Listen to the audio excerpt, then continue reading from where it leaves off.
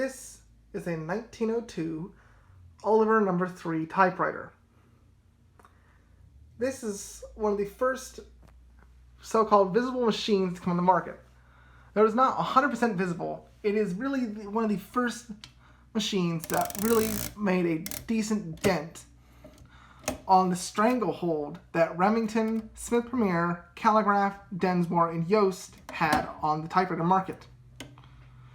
This is a 3-row, so it's a 3-bank machine with figure and capital shifts machine. It's got a nice open design, has these nice side plates on it. This particular machine, by the way, was recently taken all apart and cleaned and polished up. Let's go over the overview of the features of this Oliver No. 3. On the front here, we have your capitals, figures, shift keys. Have your ribbon reverse. It is manual. This is the right margin. I know it says figures, but that's the key that was on there. This is your left margin release. So right and left margin release. You see, if you press it there, it pops up. All right. The carriage. And over here we have your carriage release, your platen knob. This here is your ratchet release and platen clutch lever. See, if you push it forward and turn the knob. This here is your paper release. And this here is your line spacing. Because if you notice, there's little numbers there.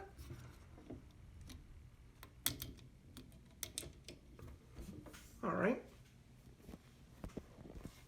On the side of the carriage, we have yet another paper release.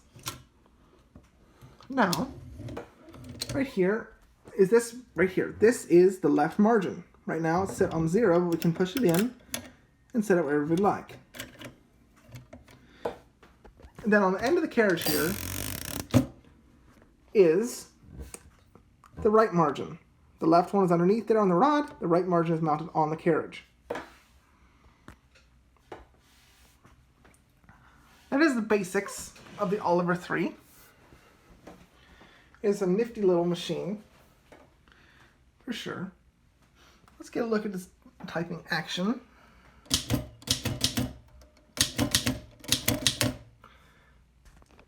Here is the back of the machine.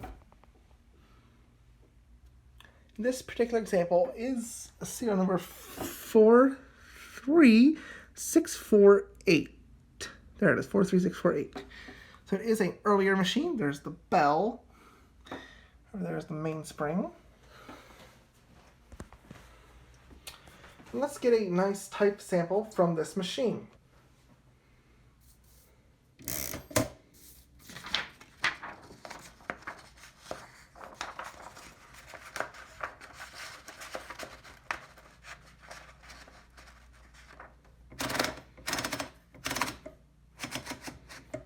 All right, here we go. This is the Oliver No. 3.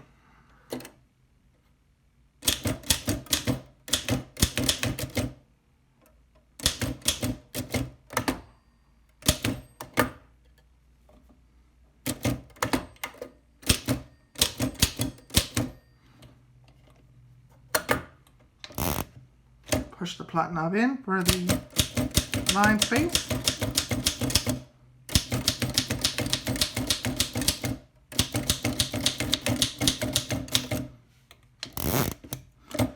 And that is the 1902 Oliver No. 3. Next up is our other Oliver No. 3, the 1905 model.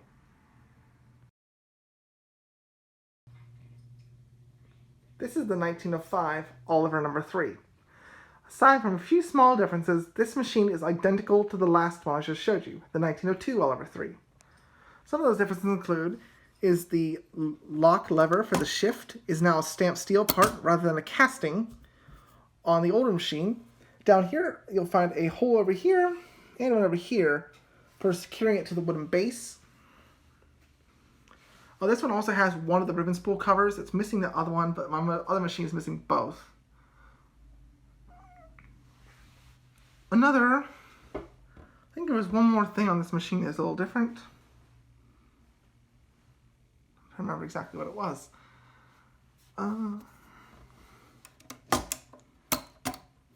Anyway, this machine, the decal and paper table, I believe it's a replacement because it's different than all Oliver 3s I've seen. We're going to go ahead and give it a good little typing demonstration on this machine.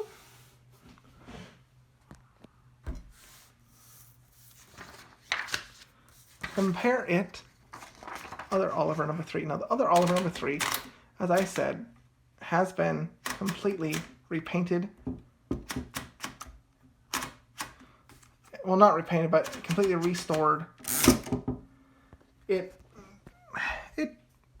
think this one probably types a little better, just because it was in better condition, but I do need to clean the type slugs on this one, which I will probably do later today.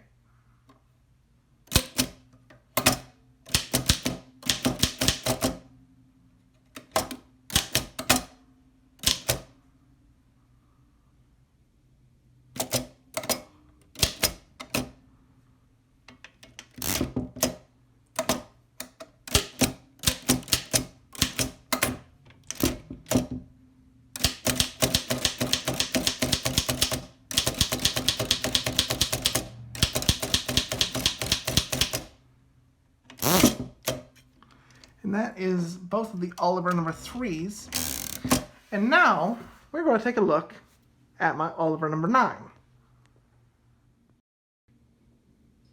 This is my Oliver number 9. This machine is actually the first typewriter that I got. We were cleaning out my great-grandfather's house after he passed away, and this was in the basement. So when we found it, it was given to me, and for a long time I was not allowed to touch it because my parents thought it was worth a lot of money.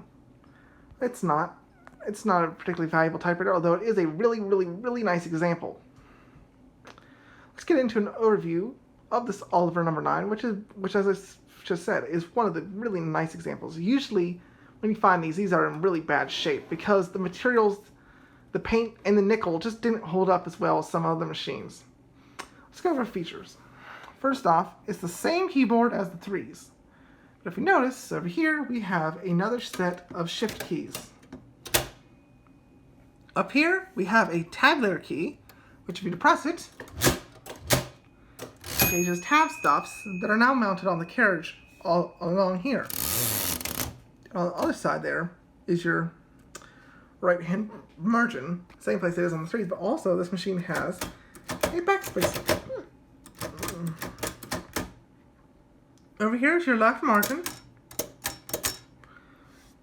This machine has both the ribbon spool covers. This one has what's called print type, which is a Oliver typeface they started issuing on all the machines starting in 1912. It has a pencil holder. This can swing down to the print point and create a line or rule across the page. On the side here, the carriage is very similar to the other two machines, except the knob down here is now plastic or Bakelite or composite or whatever it was made of at the time. But there is one little feature I would like to demonstrate with this machine, and all Olivers are made this way. That is the interchangeable carriages. If we release the right margin and keep typing all the way to the end like that, eventually this does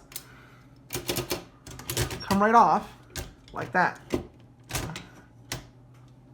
And then your carriage can be removed for cleaning or other purposes.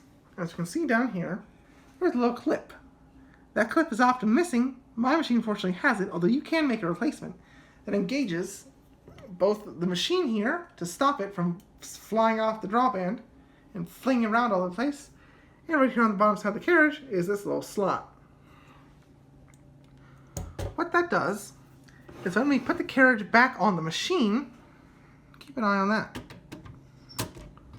Little clip there. Little clip engages with the mechanism and the carriage is back on. Another thing is the ribbon reverse is still manual, but it's been moved to the side of the machine like this. Push it in that way to go one direction, and put it that way to go the other.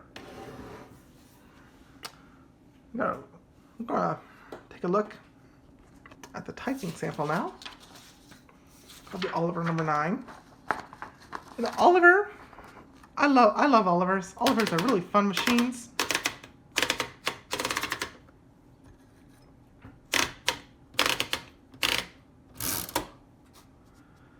Both to use and to collect.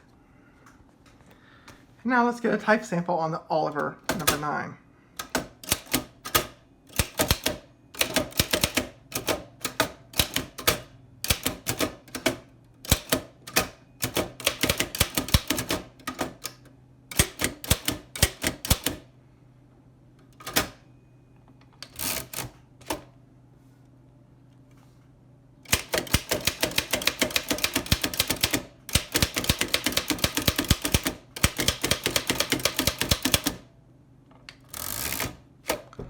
Alright, that is Oliver number 9.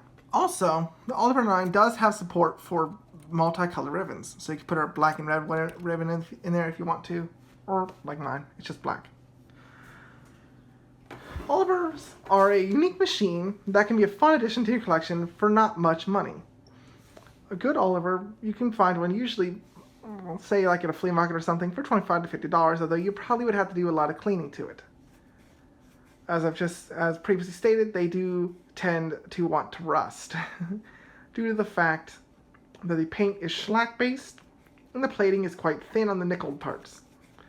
They are a very fun typewriter, and I will note all of the Olivers, the Oliver 2, the Oliver 3, the 5, the 9, those are all common. The 2 is a little rarer.